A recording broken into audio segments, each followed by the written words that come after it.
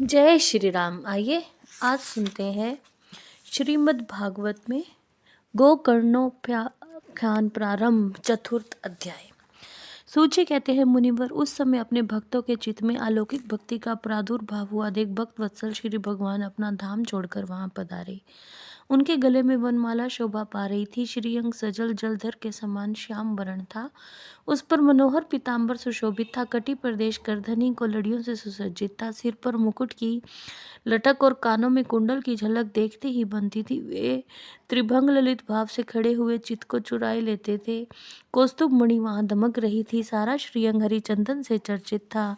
उस रूप की शोभा क्या कहें। उसने तो मानो करोड़ों कामदेवों की रूप माधुरी छीन ली थी। वे परमानंद चिंत मूर्ति मधुराती मधुर मुरलीधर ऐसी अनुपम छवि से अपने भक्तों के निर्मल चित्तों में आविर्भूत हुए। भगवान के नित्य लोक निवासी लीला परिकर उद्धवावादी वहां गुप्त रूप से उस कथा को सुनने के लिए आए हुए थे। प्रभु के प्रकट होते ही चारों ओर जय हो की ध्वनि होने लगी। उस समय भक्ति रस का अद्भुत प्रवाह चला। बार बार अबीर गुलाल और पुष्पों की वर्षा और शंख ध्वनि होने लगी। उस सभा में जो लोग बैठे थे उन्हें अपने देह गेय और आत्मा की भी कोई सुधि न रही। उनको ऐसी तन्मयता देख नारद जी कहने लगे, मुनीश्वर गण, आज सप्ताह श्रवण की मैंने ये बड़ी ही अलौकिक महिमा देखी। यहाँ तो बड़े मूर्ख दुष्ट और पशु पक्षी भी हैं। वे सभी अत्यंत निष्पाप हो गए हैं। अतः इसमें संदेह नहीं कि कली काल में चित्त की शुद्धि के लिए इस भागवत कथा के समान मर्त्यलोक में पाप पुंज का नाश करने वाला कोई दूसरा पवित्र साधन नहीं है। मुनिवर, आप लोग बड़े कृपालु हैं।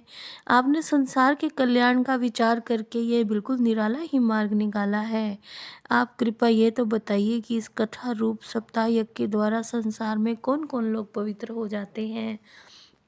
सनकादि ने कहा, जो लोग सदा तरह तरह के पाप किया करते हैं, निरंतर दुराचार में तत्पर रहते हैं, उल्टे मार्गों से चलते हैं, जो क्रोध अग्नि से जलते रहने वाले कुटिल और कामपरायण हैं, वे सभी इस कलयुग में सप्ताह यज्ञ से पवित्र हो जाते हैं।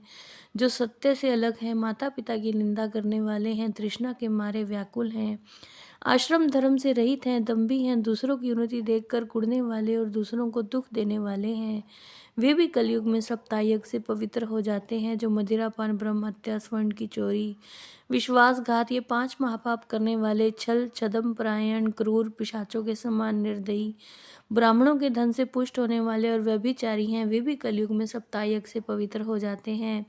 जो दुष्ट आग्रह पूर्वक सर्वदा मन, वाणी और शरीर से पाप करते रहते हैं, दूसरों के धन से ही पुष्ट होते हैं, मलिन मन और दुष्ट हृदय वाले हैं, वे भी कलयुग में सप्ताह यज्ञ से पवित्र हो जाते हैं। नारद जी, अब हम तुम्हें इस विषय में एक प्राचीन इतिहास सुनाते हैं। उसके सुनने से ही सब पाप नष्ट हो जाते हैं। जय श्री राम।